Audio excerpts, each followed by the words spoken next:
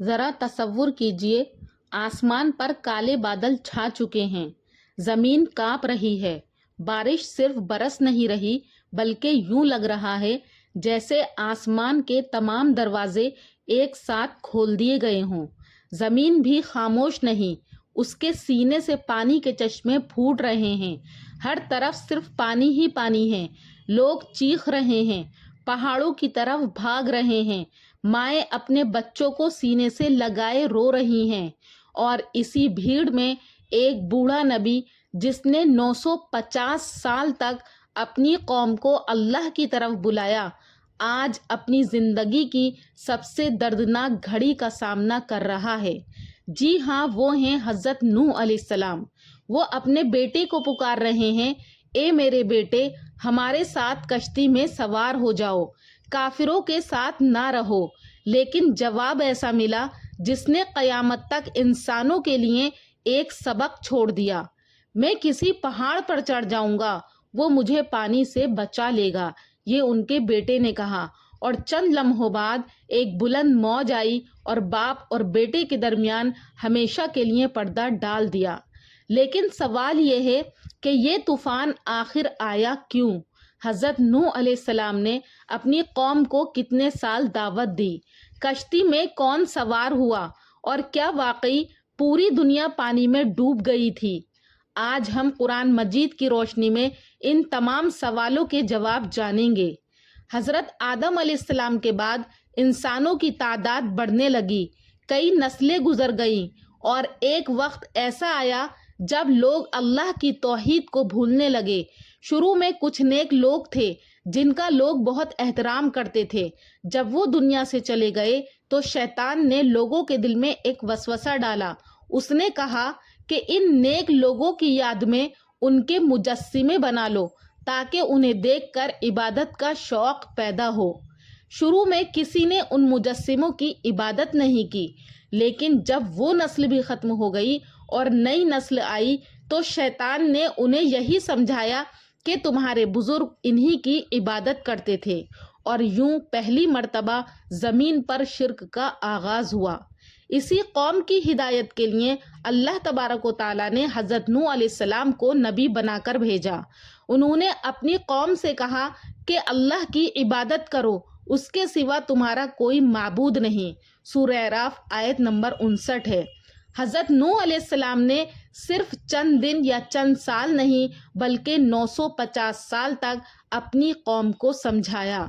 ذرا سوچیں کہ ایک انسان تقریباً 1000 سال تک مسلسل لوگوں کو اللہ کی طرف بلاتا رہے، دن میں بھی، رات میں بھی، اعلانیہ بھی، چھپ کر بھی، لیکن قوم کا رویہ کیا تھا کہ وہ ان کا مذاق اڑاتے، انہیں جھوٹا کہتے، اور جب وہ نصیحت کرتے تو لوگ اپنے کانوں میں انگلیاں ڈال لیتے تھے، اپنے کپڑے اپنے چہروں پر کھینچ لیتے تاکہ نہ نوح علیہ السلام کو دیکھیں اور نہ ان کی بات سنیں۔ قرآن میں حضرت نوح علیہ السلام خود فرماتے ہیں کہ اے میرے رب، میں نے اپنی قوم کو رات دن دعوت دی، مگر میری دعوت نے ان کے فرار ہی میں اضافہ کیا۔ سورہ نوح آیت نمبر 6 اور 5 کا یہ ترجمہ ہے۔ یہ وہ درد تھا جسے صرف ایک نبی ہی محسوس کر سکتا تھا۔ وہ اپنی قوم کو جہنم سے بچانا چاہتے تھے، اور قوم تھی کہ مسلسل ہٹ دھرمی پر قائم رہی۔ پھر ایک دن اللہ تعالیٰ نے حضرت نوح علیہ السلام کو ایک ایسا حکم دیا جسے سن کر شاید کسی بھی انسان کو حیرت ہوگی۔ اللہ تعالیٰ نے فرمایا کہ ہماری نگرانی اور ہماری وحی کے مطابق اے نوح ایک کشتی بناؤ۔ لیکن سوال یہ تھا، کشتی؟ وہ بھی ایسی جگہ جہاں دور دور تک کوئی سمندر نہیں تھا۔ یہ حکم صرف ایک کشتی بنانے کا نہیں تھا بلکہ حضرت نوح علیہ السلام کے صبر، ایمان اور اللہ پر کامل بھروسے کا امتحان تھا۔ حضرت نوح علیہ السلام نے اللہ کے حکم کے مطابق کشتی بنانا شروع کر دی۔ ہر روز ان کی قوم وہاں سے گزرتی اور رکتی اور ہنستی اور ان پر طنز کرتی۔ کیا کہتی کہ نوح، پہلے تو تم نبی بنے پھرتے تھے، اب تم بڑئی بھی بن گئے۔ یہ کشتی آخر چلے گی کہاں؟ یہاں تو نہ دریا ہے، نہ سمندر ہے، دور دور تک پانی کا نام و نشان نہیں۔ قرآن فرماتا ہے کہ جب بھی ان کی قوم کے سردار ان کے پاس سے گزرتے تو ان کا مذاق اڑاتے۔ آیت نمبر 38 سورہ ہود۔ لیکن حضرت نوح علیہ السلام کا جواب کتنا پروقار تھا۔ انہوں نے فرمایا اگر آج تم ہمارا مذاق اڑا رہے ہو تو ایک دن ایسا آئے گا جب ہم تم پر ہنسیں گے جیسے آج تم ہم پر ہنس رہے ہو، پھر تمہیں معلوم ہو جائے گا کہ رسوا کرنے والا عذاب کس پر آتا ہے۔ سورہ ہود آیت نمبر 39 اور 38۔ یہ الفاظ صرف ایک جواب نہیں تھے، یہ اللہ کے وعدے پر کامل یقین کا اعلان تھا۔ کشتی بنتی رہی، دن گزرتے گئے، لوگ ہنستے رہے، لیکن حضرت نوح علیہ السلام کے قدم نہیں ڈگمگائے۔ پھر ایک دن وہ لمحہ آ پہنچا جس کا وعدہ اللہ تعالیٰ نے کیا تھا۔ قرآن فرماتا ہے یہاں تک کہ سورہ ہود آیت نمبر 40 ہے کہ یہاں تک کہ جب ہمارا حکم آ گیا اور تنور ابل پڑا۔ علماء تفسیر نے لکھا ہے کہ تنور ابل پڑا یعنی اللہ کی طرف سے طوفان شروع ہونے کی یہ نشانی تھی۔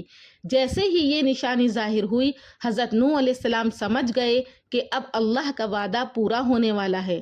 اللہ تعالیٰ نے فرمایا کہ کشتی میں ہر قسم کے جانوروں کا ایک ایک جوڑا سوار کر لو، اپنے اہل و عیال کو بھی سوائے ان کے جن کے بارے میں پہلے ہی فیصلہ ہو چکا ہے، اور ان لوگوں کو بھی جو ایمان لے کر آئے ہیں ان کو سوار کرو۔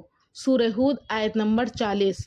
یہاں قرآن ایک ایسی حقیقت بیان کرتا ہے جو دل کو ہلا دیتی ہے۔ سورہ ہود آیت نمبر 40 ہے اور ان کے ساتھ ایمان والے لوگ بہت کم تھے۔ ذرا تصور کیجئے کہ 950 سال کی دعوت اور ایمان لانے والے لوگوں کی تعداد بہت کم، لیکن اللہ کے نزدیک کامیابی لوگوں کی تعداد سے نہیں بلکہ اخلاص سے ہوتی ہے۔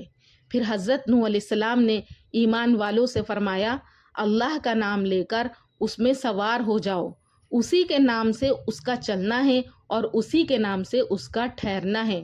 بے شک میرا رب بہت بخشنے والا نہایت رحم کرنے والا ہے۔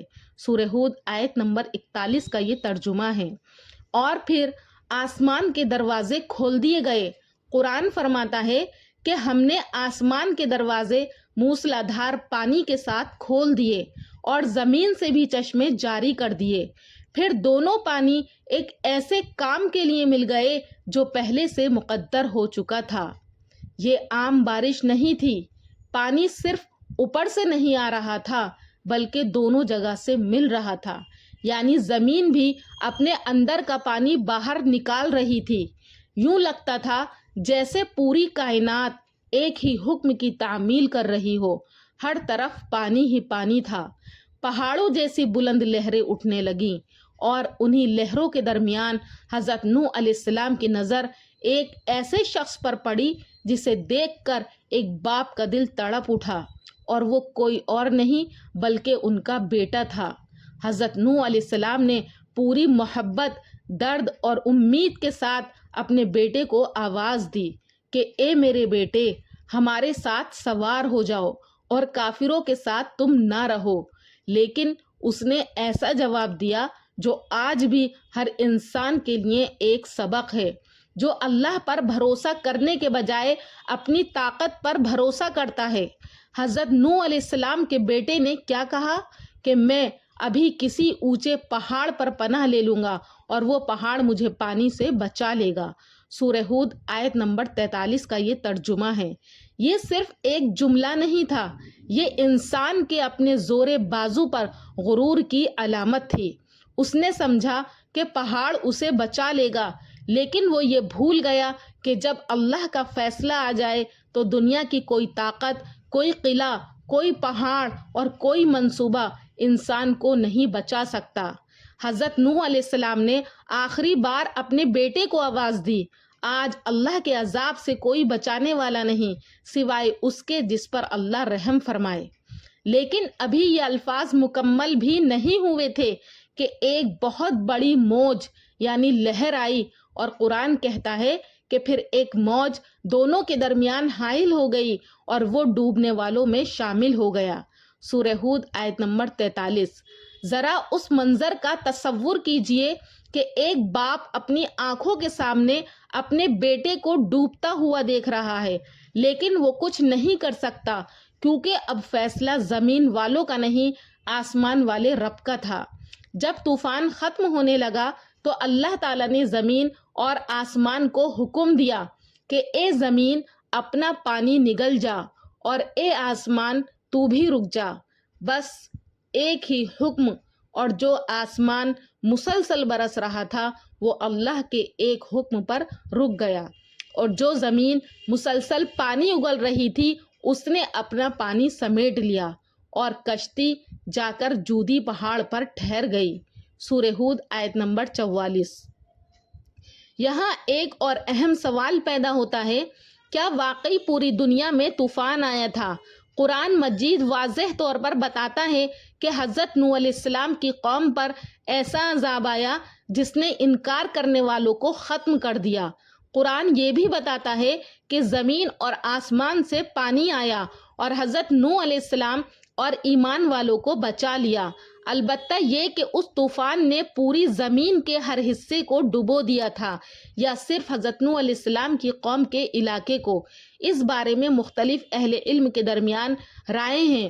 قرآن اس کی صریح تفصیل بیان نہیں کرتا، اس لیے کسی ایک رائے کو قطعی حقیقت کے طور پر پیش کرنا درست نہیں۔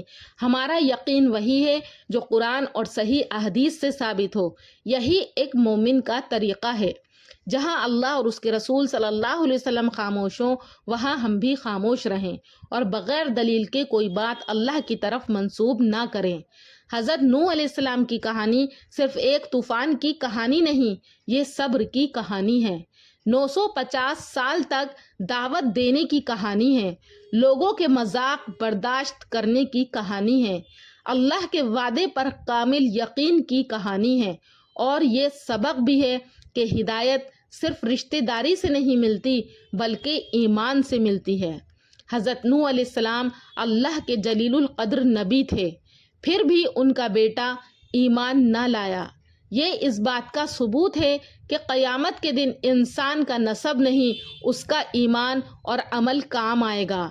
آج بھی ہم ایک ایسی دنیا میں رہ رہے ہیں جہاں اللہ کی بات کرنے والوں کا مذاق اڑایا جاتا ہے، ان کو دیوانہ کہا جاتا ہے، ان کے اوپر ہنسا جاتا ہے، دین پر چلنے والوں کو پیچھے رہ جانے والا سمجھا جاتا ہے۔